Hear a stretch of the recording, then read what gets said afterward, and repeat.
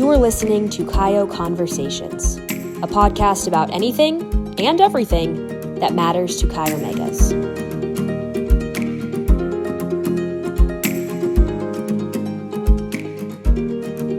Well, welcome everyone. I'm Leslie Herington, CEO for Chi Omega, and we are joined today by Jennifer Jones, immediate past president of the National Pan-Hellenic Council, or NPHC. It's an organization composed of 9 international sororities and fraternities, often referred to as the Divine Nine.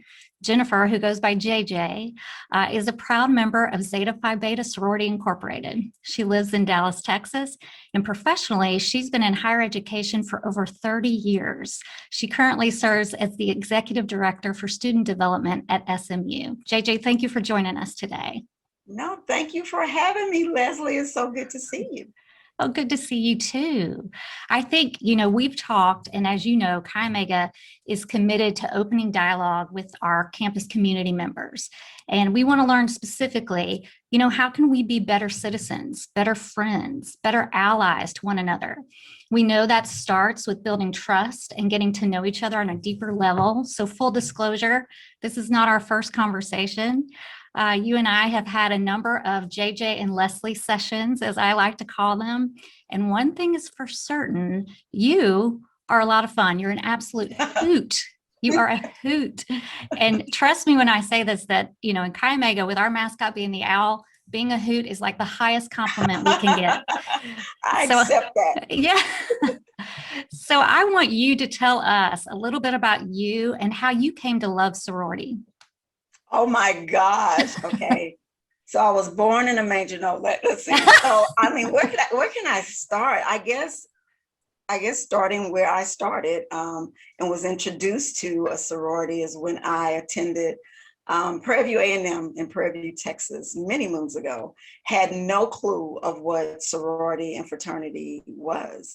But I got onto the campus and I had one of my he was a hometown guy that was a Sigma, and I didn't know what that was, but I was a freshman. I think he was a senior, and he was just introducing me to his brothers at the time, didn't know what all that meant.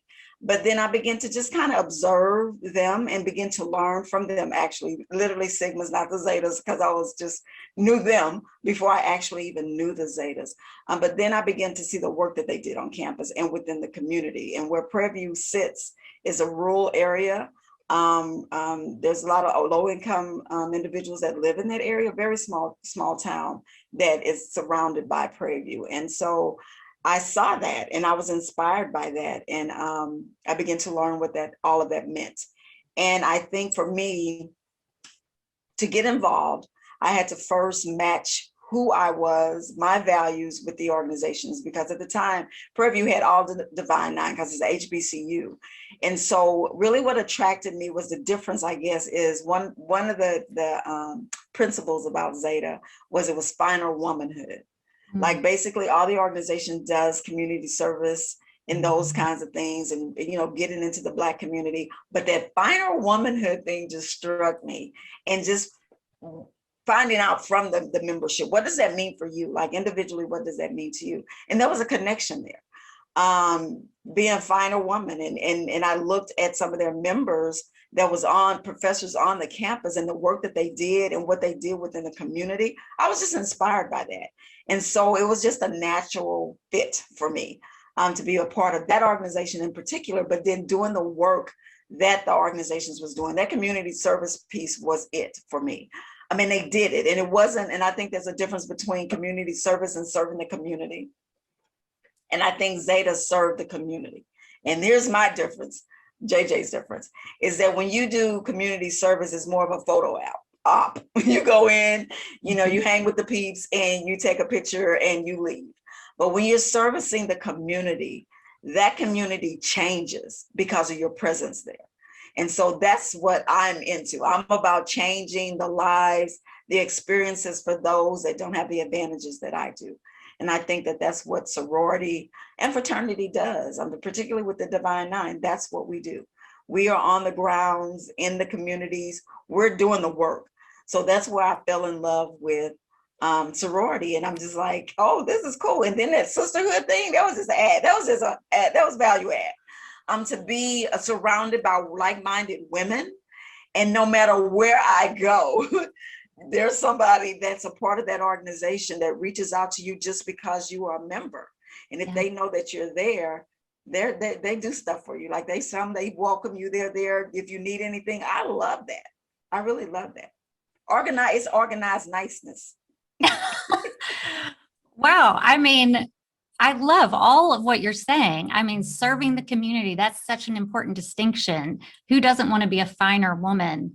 All of this makes sense. Now, NPHC is represented on hundreds of college campuses today, but tell me how the Divine Nine first came together. Okay, so actually they were founded May 30th, May 11th, 1930. Yeah, getting my numbers on Howard University. And it was actually started by the presidents of those national organizations at the time.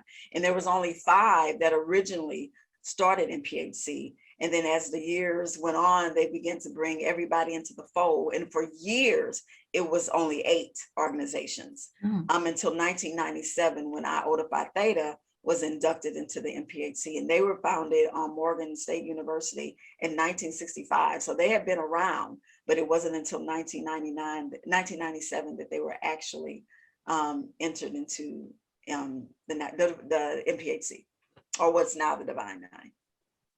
Wow. And do you know, are there requirements for entering NPHC? Was there a reason that they joined later than the others? Because there was no criteria. Like literally after they entered, because they had been trying for years to be a part, but after they entered is when NPHC developed, where the Council of Presidents developed that criteria. And it's so out there, I couldn't even tell you all the things that, because there's a number of chapters that you have to have within the United States and abroad. And it's a lot. It's a whole lot of stuff that they have. So there'll probably never be another added in my lifetime anyway, because of the criteria that they created after Iota entered. Wow.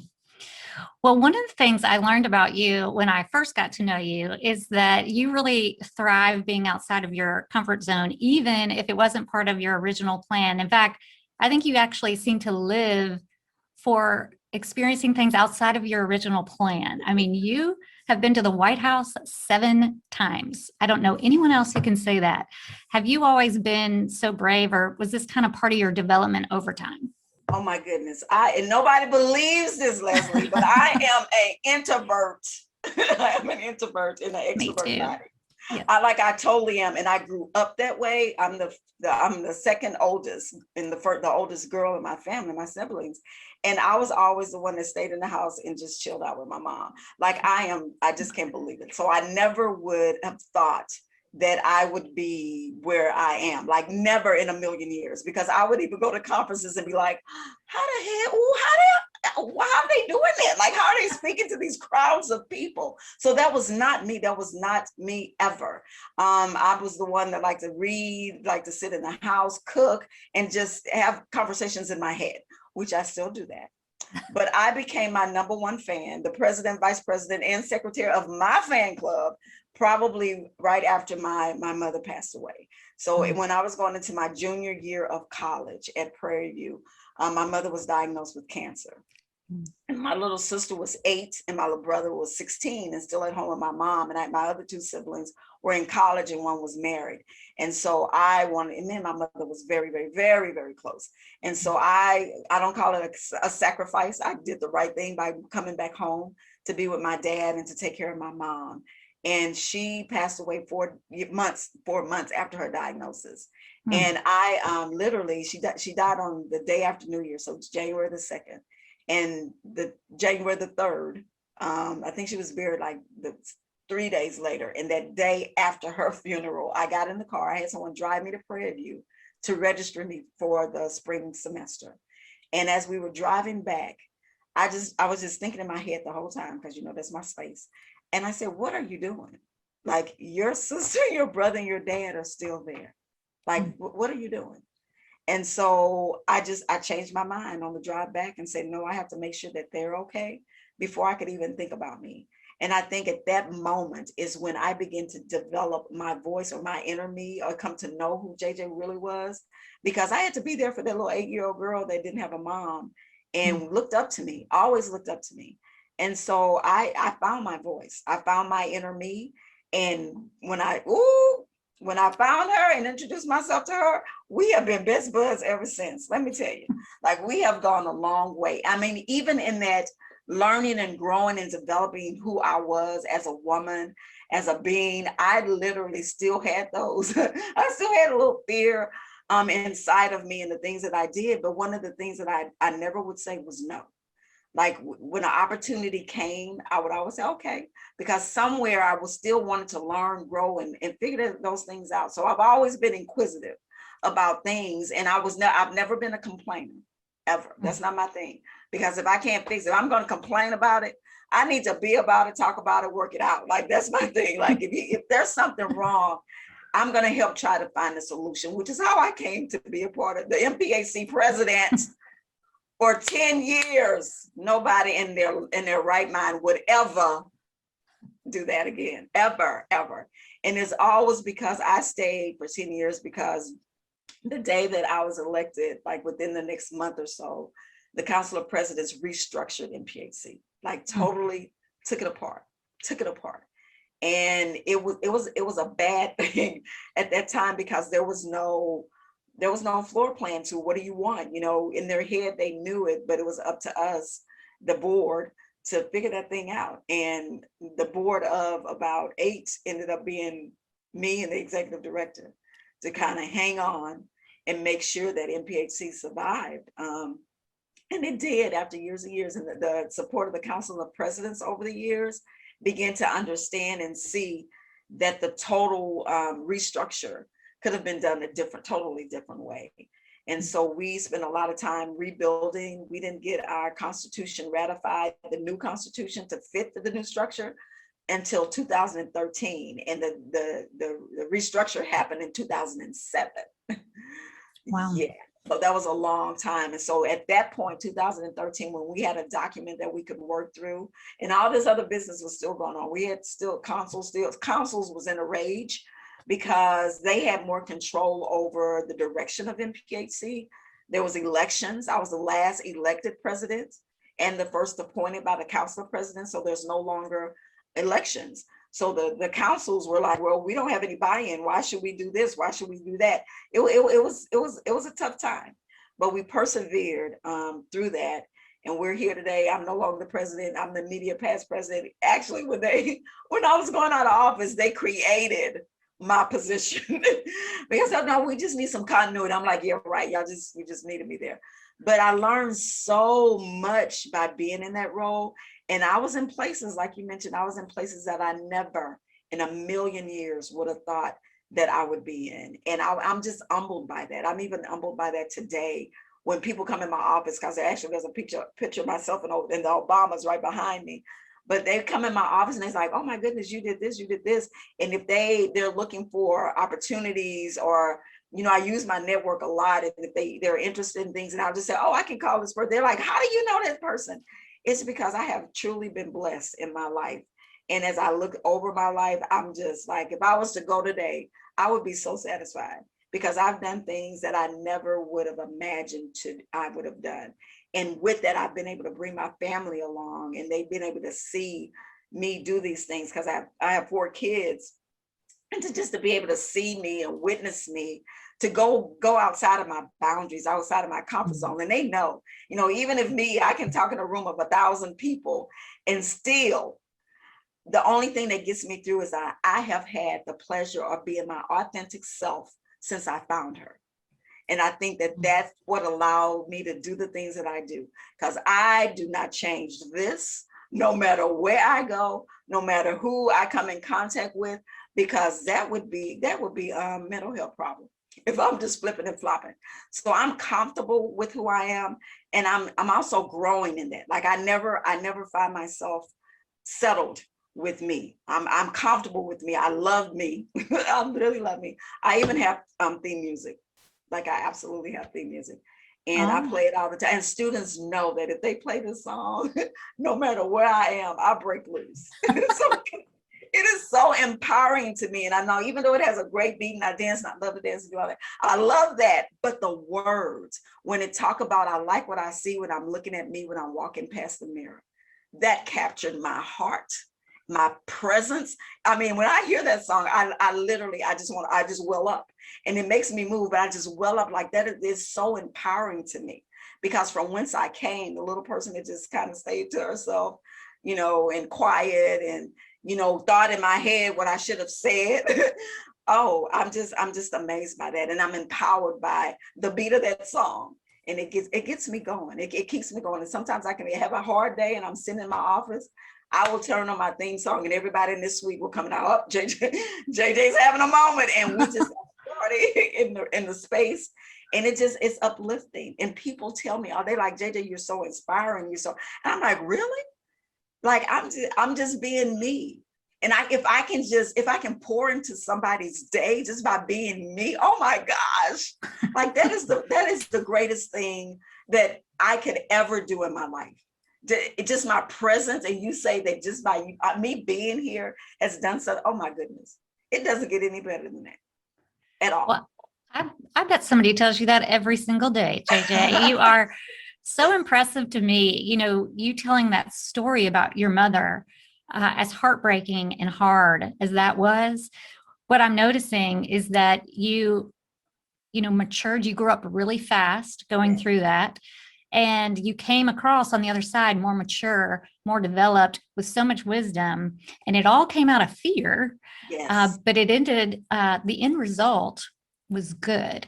And so I wonder, in sorority, when women are battling things like that, illness in their family, how do we attract those women when they do finally get to college? Because they don't have the leadership positions. They weren't able to take those positions on. What advice would you have for us on how to attract someone like you who is taking care of her mother and going through things like that? I mean, it's so hard because you don't know people's stories, and in the world that we live in, there's not a lot of people that share those things.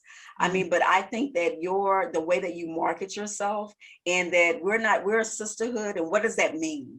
Yeah. What does that mean for the student that has no clue about sororities? What does that mean for them? And you have to be able to name those things, put those bullet points out there. This is what we do. This is what we can provide for you personally, emotionally, professionally. You have to put that out there because they don't know, because what students see is the shirts that they're dressed alike. They see the rah-rah of it. They don't see what you're doing behind the scenes and how you're digging into yourselves and how you're developing leaders through that opportunity of being a part of sorority. That they don't see that. So you have to tell them that. You have to advertise that. And it's more than just, and that may be the tagline, we're more than just. And these are the things that we are, because if I did not know personally and have personal relationships to even my sorority members when I was back at Prairie View, I wouldn't have known, because we do not do a good job of telling our stories, the story that needs to be told. People can fantasize and make up things, because they're always going to go to the negative. That's what people thrive on, is the negative things about anything in life. But when you tell your story, it counters that. But when you have nothing to counter, then they only have what they have in their imagination. That's right. If you don't tell your story, who will, right? Yes. I have a college-age daughter, and she tells me she feels like a red-shirted freshman because she didn't get her college experience that year. So I think many women are feeling that way. I know as a leader, my confidence really wavered, right?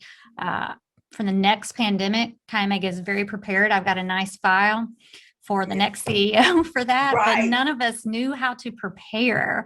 Yes. And with all of the social justice as well, my confidence wavered there too, as a white woman of, significant privilege.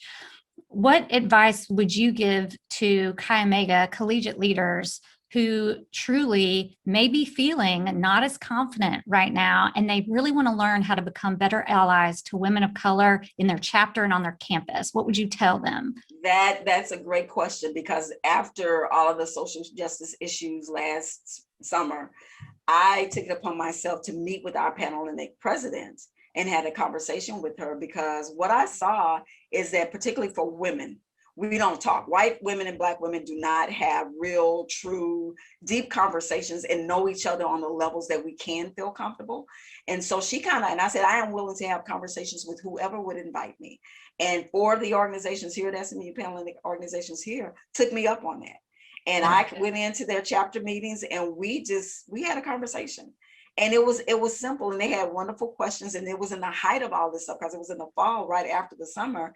And they had a lot of questions, and I'm like, and it was like, well, how do you teach us how to interact? And I said, first of all, what is it that I can teach you that, particularly about the Black community and Black women, that you cannot go and seek yourself?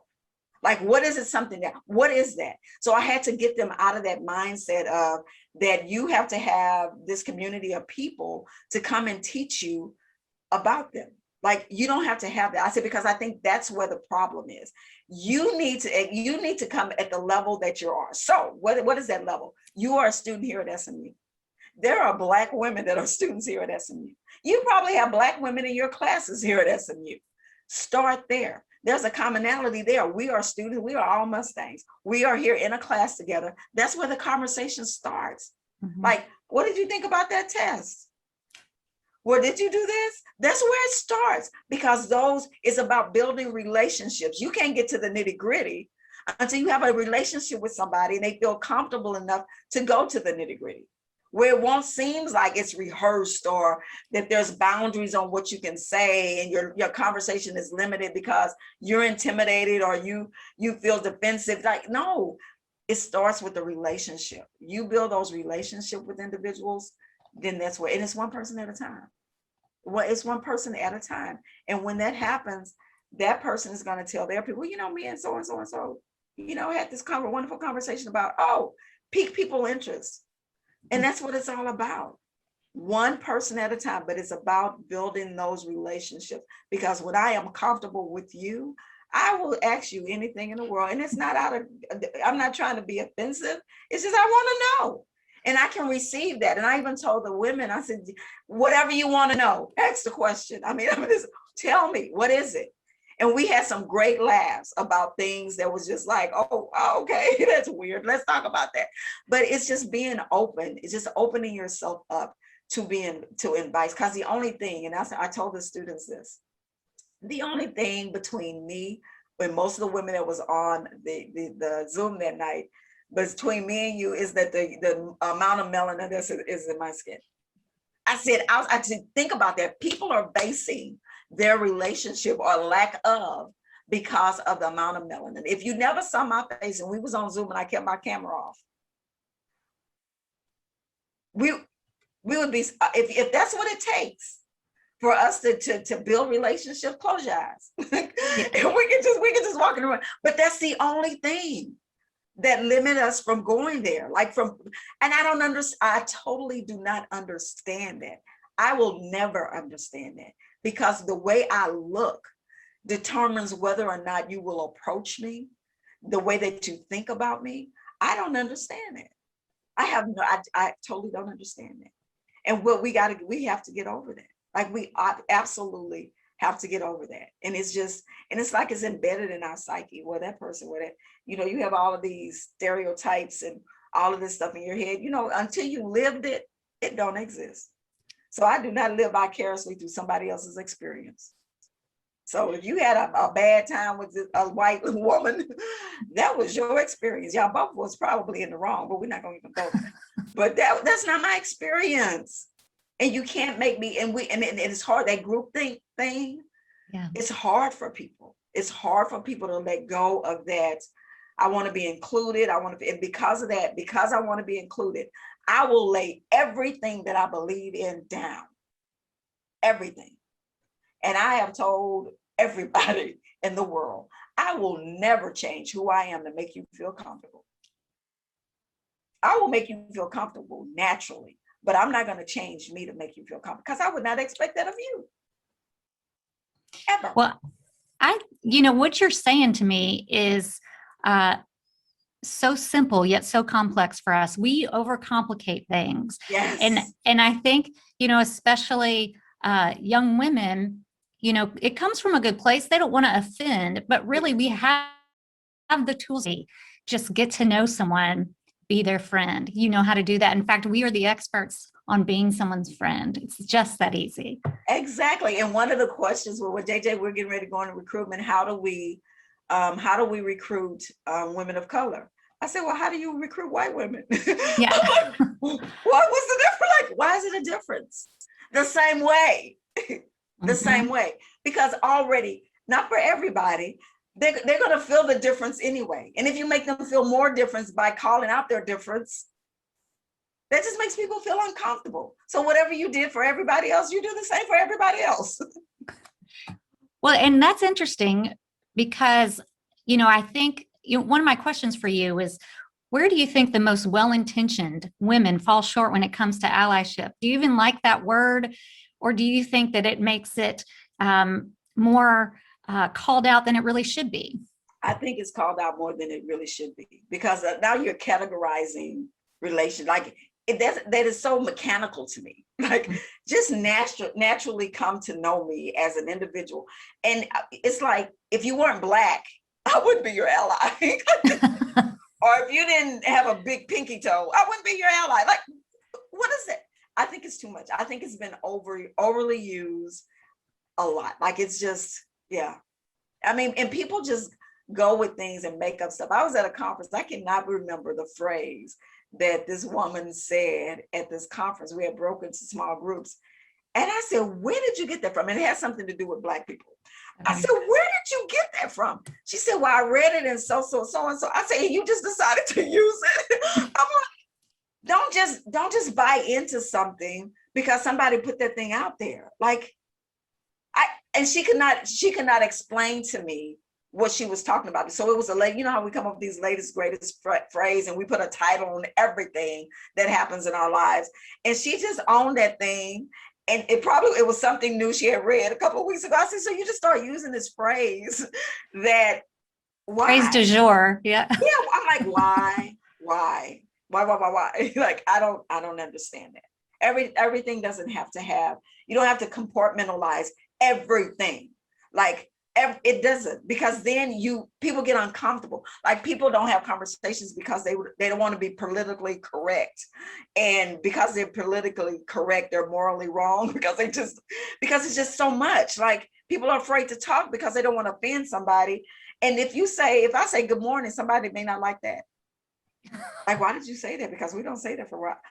So no matter what you say may be offensive to somebody. And if you live in that world and walking on eggshells about everything that come out of your mouth, you need to just go and give it up and call it a day.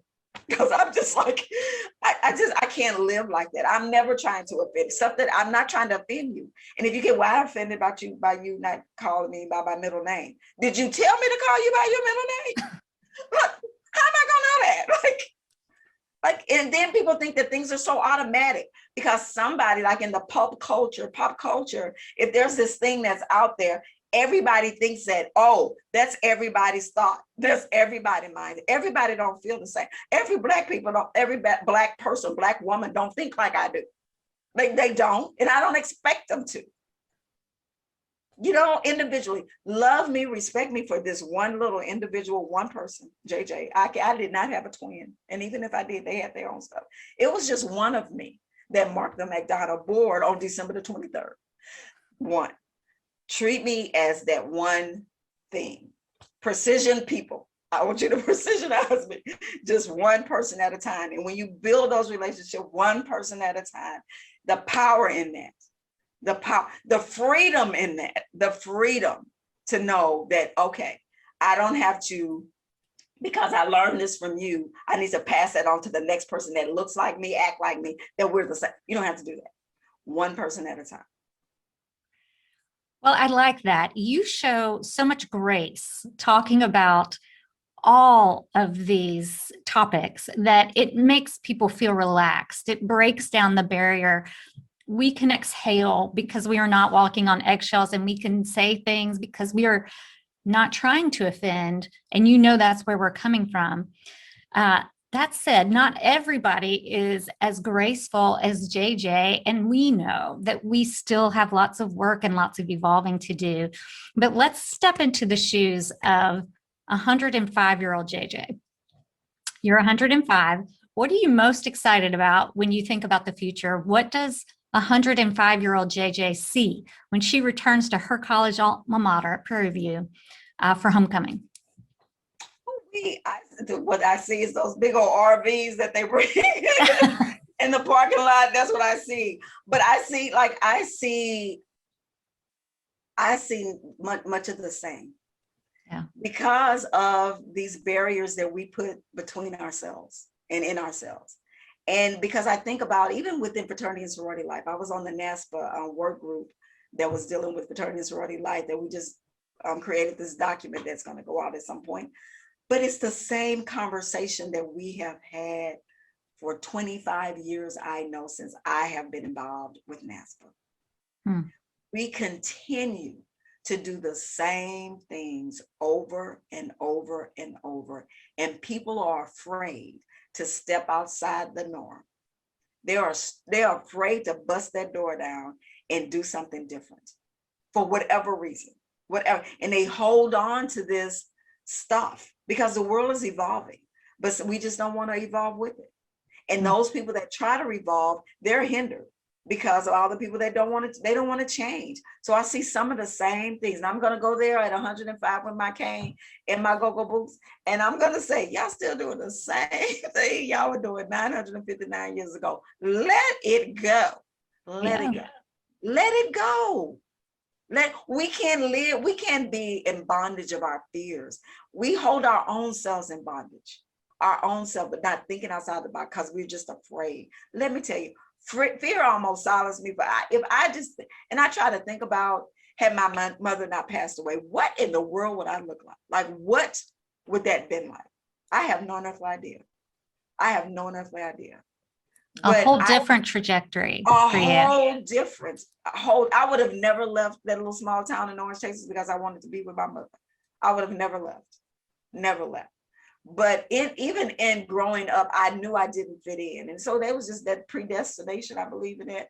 So I never was comfortable in where I was. I didn't know what that meant, but now I do. But I didn't know what that meant. But it's just like living what you feel. You know, that they said the woman's intuition. You better use that because that thing is real. When your gut says something, go with your gut. But there's so many missed opportunities because of fear. Fear will hold you hostage, and it knows that. And every day brings something in front of you that just to try to get you a little bit more fearful. And I'm like, bring it. Try it. You can try that. Bring it. I may have some hesitation, but it won't stop me. I may just kind of assess you, fear, but bring it. You know, it may take me a while to strategize how to kick you in your face, but bring it. No violence. Okay. Well, it'll be a virtual quick kick. A virtual quick kick, that can't hurt. Well, I like that because, you know, I think sometimes we want to boil the ocean, and it's encouraging and discouraging to understand that when you and I are 105, there will still be bias in the world. Yes. It will still here. We will never cure it. We will never eradicate it. But we can control the way that we treat people. Yes. And that is all we need to do to evolve. Yes. And so that is a little bit more grace that you've offered, that we are not going to eliminate bias in any way, but we can continue to work on it. Yes, totally. I mean, I have my own. It was so funny. I was interviewing for this position in my area, and the candidate came to my door because we have these glass doors, and she was a little thing, and I was like, oh, she's so little and petite, and I was not expecting the voice that she had. And I was like, bad me. Like, yep. I had already summed up in my head, she's gonna be this little mousy little thing. No, but it's just, we all have them. But it's like owning them and try to work through them, because that can happen, because we have the choice. We get to decide what we hold on to. We get that. We have that option to hold on to, let go. We can do that. So we can control our destinies in life and the way that we live. We individually have that right. And if people would take on that, if they would just take on that, because I know that, yeah, there are some people that were born to just be evil and mad and mean and all that kind of stuff. But I think that the good people outweigh that, but it's because of fear that allows them to choose the way that they really want to choose, instead of being, hindered by whatever is going on in their surroundings, whatever it is, they refuse to do that, to take on that choice. And because of that, we have this chaos and confusion that we have in our world today. But if we would just own our decision making, our choice making, then I think it would be better. Man, JJ for president. I did my 10 years. Again. Well, I want to return to the comments you made about your theme song. I think it was Mary J. Blige, if I'm not mistaken. Yes. So can you tell us the title of the song and remind us of the lyrics and why they rev you up again? Yes. So the title of the song is Fine, Fine. And it's saying my life is just fine. Fine. That I'm not going to let anybody hold me back.